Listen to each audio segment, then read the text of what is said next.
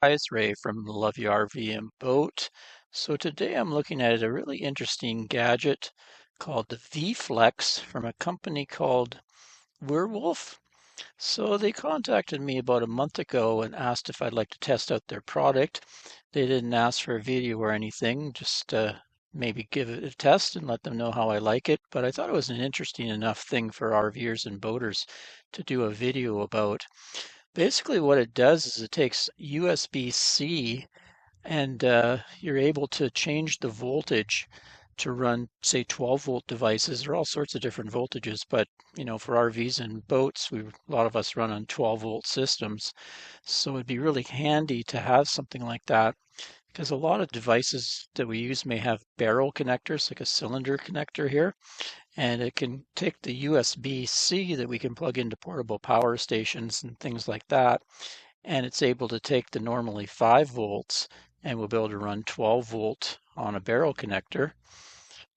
There's a little video about it there, little device. So they did send me out a selection of their accessories and the device itself. Fair disclaimer, they didn't charge me for the product, although I did have to pay some shipping at the border, around 40 something dollars to get it across into Canada. But anyway, they're from the USA. Yes, it looks like they have a shop in Green Bay, Wisconsin here, Tundra Labs. So let's get a look at the stuff in real life. So here's the stuff they sent out. It starts with your main kit. It has 3 of the VFLEX devices in there on one side, and then on the other side is an assortment of barrel connectors, all kinds of different sizes. And I can adapt to run different devices I have. Also a fairly long USB-C magnetic coiled cord. That's kind of a neat thing. And then there's a dual USB-C charger, ultra slim 70 watt, and also a magnetic charger USB-C power bank, 5,000 milliamp hours. So you can charge that up and use it as a battery, or you can put, if the phone is capable of magnetic charging, you can use it to charge up your phone. And then I asked for this. This is a kind of their DIY cord, so it plugs into the VFLEX, and then you have 2 kind of snap plugs there, Wago nut type connectors, so you can put any type of wiring in it. This is going to be handy when I test cameras. I do a lot of work for testing the rear view cameras, and they have very tiny wires to kind of connect and test, so I'll be able to set this thing up for 12 volts and be convenient. Just plug it into a power station. I'll be able to test the cameras. And there was one other thing I got. They have a really cool thing. I didn't even know they had these. You plug it into a USB and it gives you the voltage and current and wattage through this little device. Just sticks in line. Anyway, I've opened up their app in Chrome, and I'll show you how we can program the voltage. So it starts off, these are 5 volt, like your standard USB-C voltage, but we'll be able to plug it into my computer. Then I'll show you on the screen here how I can adjust that voltage. There we go. So I've plugged it into a USB-C input on my computer. Connects and pops up showing it's set for 5 volts. I can look at this little screen and it says 5.08 volts, 0.08 amps. I guess this draws a little bit just for the LED there, and the LED shows blue. So now we can go into the computer program here. If I want to modify it, let's go like that. Say I want to set it for 12 volts. Go to 12 and save. Now she should be set for 12 volts. Okay, so I'll pop this out and connect it to that little power station, and we'll see if we have 12 volts. So I plugged it into the USB-C connector on the power station, and it's showing green. That means it's okay with that power station for converting the voltage If it was red or flashing or something, there'd be an alert, but a solid green is good.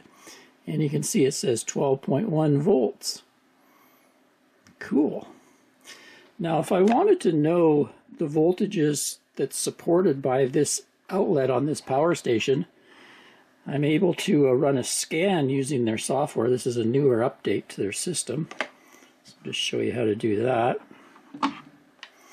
So this C connector says USB-C 100 watts is its capability.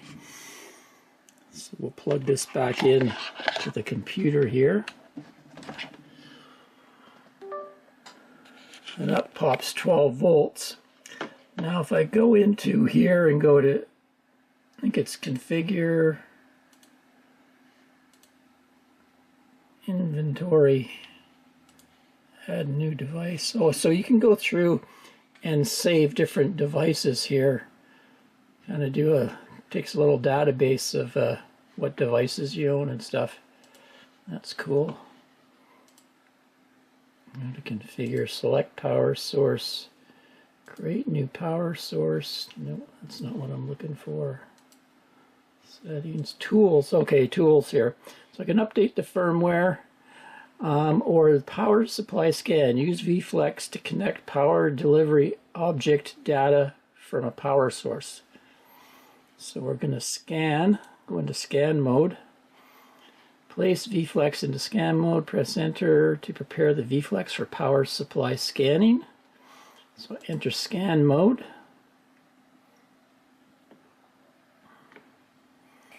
Waiting for disconnect. Okay, so now it says connect VFLEX to power source. So I'm just going to plug this into here. Make sure it's connected. Now I'll reconnect it into my computer. Just like so. Let's see, is that? Okay, so now the cool part, it's found all the voltages I can use. So 5 volts at 3 amps, 9 volts at 3 amps, 12 volts at 3 amps, 15 volts at 3 amps, or 20 volts at 3 amps. So I could set all those voltages to run different devices. So it's showing variable power supply PPS, portable power station 3.3 volts to 21 volts equals 5 amps. Cool. So I can go through all my different power stations and devices I use and kind of catalog what runs what and save it in a database. Neat. Let's do a check for firmware here. This firmware is up to date. So next I tried to save it for 15 volts and you can see 15.1 volts. So let's maybe try an unsupported voltage and see what happens. Okay, so I've saved 30 volts. This power station can't handle the 30 volts where you can see, okay, it's flashing red and then it just defaults to 5 volts. Let's go through a typical use case for a device like this. So I have this fan that I use in the RV and boat for cooling. Anne really likes this little baby. Anyway, it has a connector that's a cylinder shaped versus USB here. So I have it wired in to the boat, but somebody might want to use it with a power station. So you could set this for 12 volts. This is a 12 volt fan, and set the little thing for 12 volts. Then it would convert from 5 volts to 12 volts and run your fan. So I just have it plugged into this power station. We'll just turn the fan on and turn it up a bit. There we go. And then on my little recording device I can see 12.1 volts, 0.45 amps. And she powers the fan. Let's give it a try with this little power box here. Yep. Works fine. So another use case for this is a lot of people might have the ones that convert AC to DC, so you plug them into a normal wall outlet. So say you're out dry camping, you'd have to turn on your inverter and waste a lot of power. It's very inefficient to run a little device off of a wall socket. With this thing, you could convert it and run it off of a USB, which would be DC to DC. A lot of RVs have even little plugs on the walls that have USB connectors or a small power station.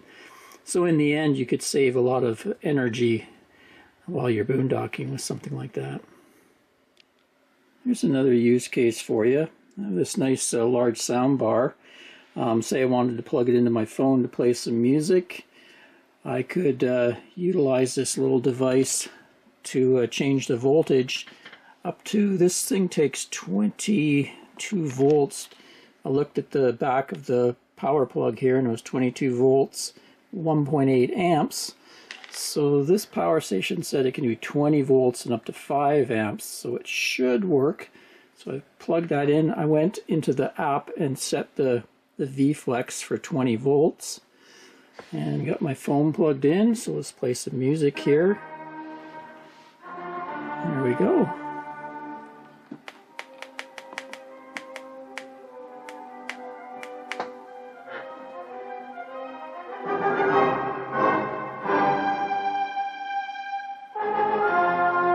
Yep, 20 volts. It's only drawing about 2.5 watts at that volume.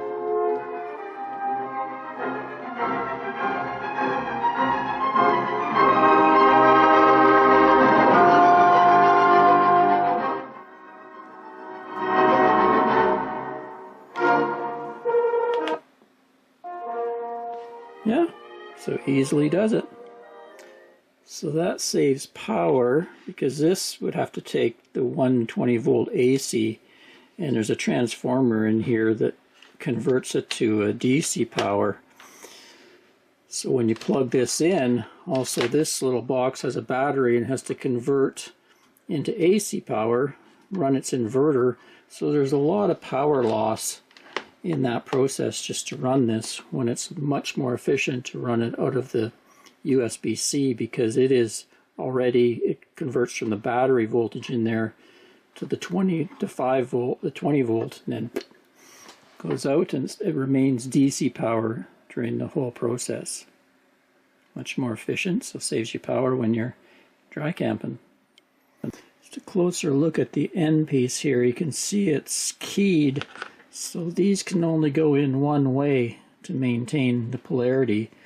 I noticed they're all center is positive and outside is negative, which is pretty common for these barrel connectors. But if you'd have to really check and make sure your device isn't a negative center and positive out, or you could cause some problems. I'm sure you could use the little DIY cable to set up something, or contact the company and see if they have other cables and accessories. There's a bunch of different ones. They just sort of sent me their basic kit. So going forward, you're going to see this device probably used in some of my videos when I'm doing repairs and tests, and also, looking at reviews of power stations. I'll be able to kind of check out their USB-C ports and see what they're capable of outputting.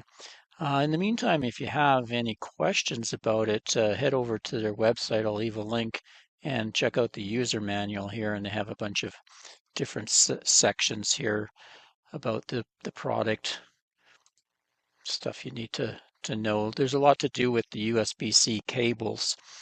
Every cable is not made the same. There's different wattages that you can put through the different USB-C cables. They're also a small business, so they're ready to answer their emails for you if you have any questions about the product. Till next time, Ray from Love Your RV and Boat. Thanks for watching. Cheers, guys.